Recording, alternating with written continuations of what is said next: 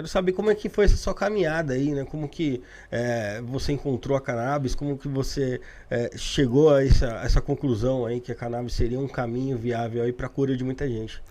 Tá bom. Bem, prazer a todos. Eu sou o Felipe, também conhecido aí como Dr. Jamba, né, nas redes sociais. Bem, Rafa, tudo começou já tem um tempo, né?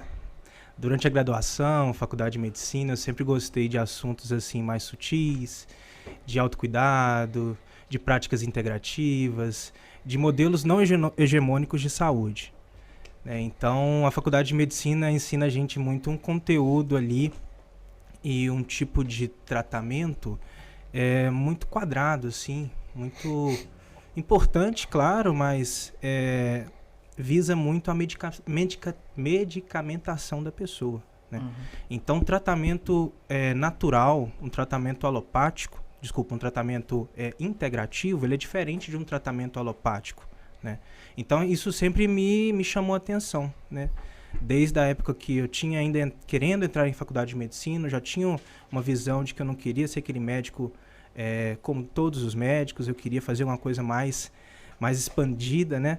Então, sempre norteei meus estudos em práticas mais sutis, práticas naturais, né? E aí, no final da graduação, eu me encontrei numa situação de muito estresse, né? Naturalmente, né? Internato, então muita pressão de se formar, sim, pressão da família e tudo isso. E ao me formar, comecei a trabalhar um pouco no SUS, na atenção primária, né? No posto de saúde, e estava passando também por momentos emocionais difíceis. Foi lá que eu comecei a utilizar em mim, né, o óleo medicinal de cannabis, né? E aí eu comecei a perceber que tudo estava mudando. Estava me sentindo melhor, mais tranquilo, com a cabeça mais arejada, conseguindo trabalhar melhor. E aquilo me chamou a atenção demais. E eu já tinha estudado, já vinha estudando sobre os tratamentos com cannabis durante a graduação, né?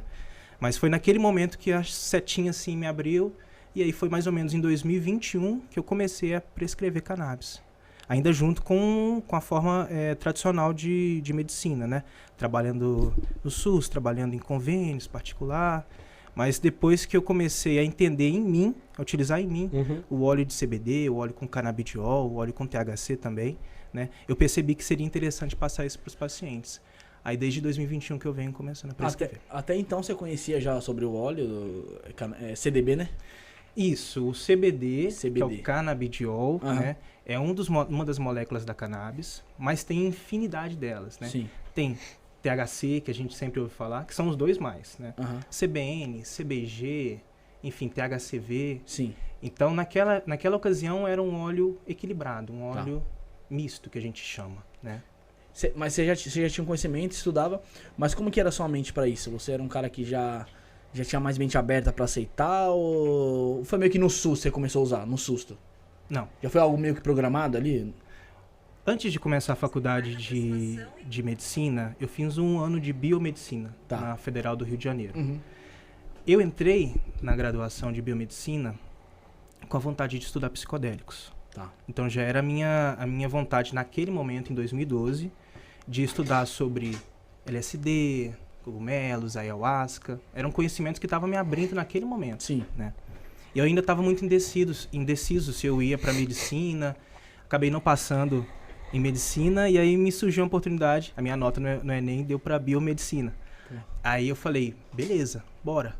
Na época eu estava conversando com o Eduardo Schemberg, que é um neurocientista, que ele estuda muito sobre os psicodélicos aqui no Brasil, né? Ele é doutor em neurociência, ele é biomédico. Aí na época eu troquei um e-mail com ele, falei assim, Eduardo, eu tenho muita vontade de estudar os psicodélicos, mas eu não sei se o meu caminho é a medicina ou a biomedicina. O que você acha? Aí ele falou, faz biomedicina para você pesquisar, para você estar dentro de um laboratório, para você começar a fazer pesquisa sobre isso. Aí eu comecei a fazer biomédico, com esse intuito, né? Só que naquela época eu fiquei um ano só. Eu estava muito na bancada, né? Trabalhando muito naquela época eu fazia parte de estágio de um laboratório de células neuronais, né? Então eu ficava ali dividindo, separando substância cinzenta da substância branca, contando células neuronais no microscópio. Eu estava sentindo, na verdade, falta de gente. Porque era uma das coisas que eu sempre gostei de pessoas, né? Contato mesmo ali. Contato humano. Aí eu comecei, assim, a entrar numa sensação emocional meio baixa, um pouco de depressão, não estava feliz. Aí eu saí do curso, voltei para casa dos pais, fiquei mais um ano estudando, né? Na faculdade, assim, no vestibular, passei. Aí passei em medicina, em Belo Horizonte.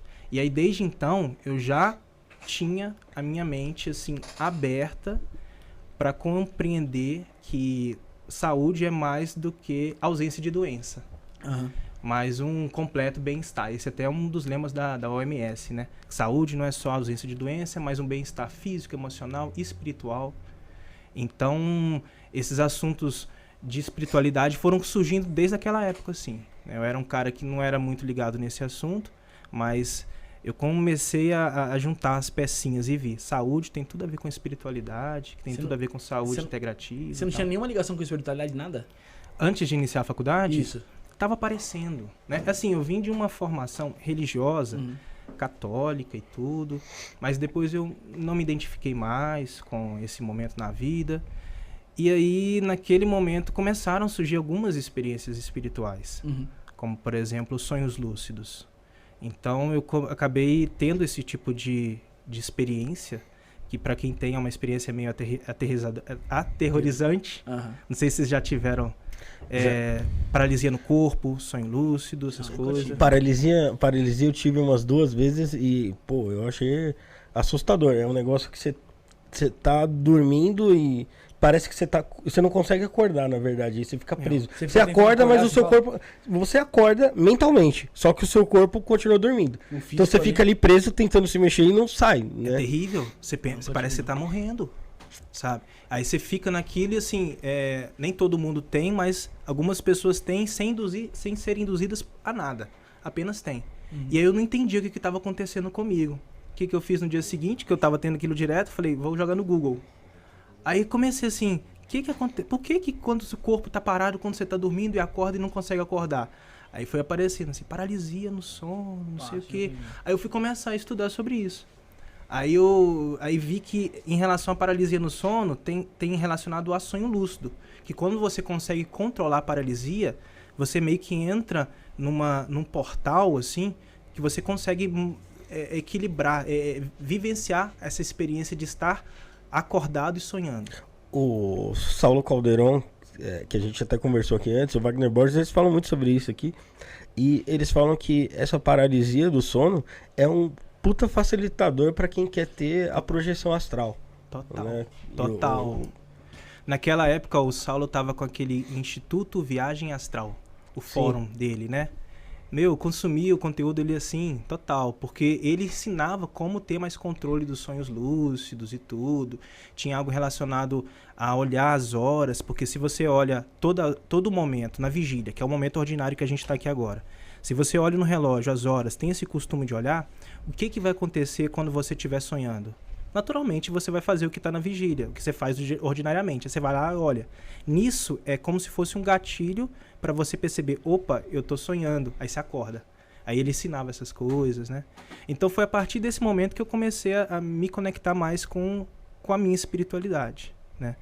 Então eu já vim nesse caldeirão de 10, assim, um jovem de 20 e poucos anos, né? 20 anos e tal, cheio dessas vontades de experienciar, né? Os estados alternativos de consciência.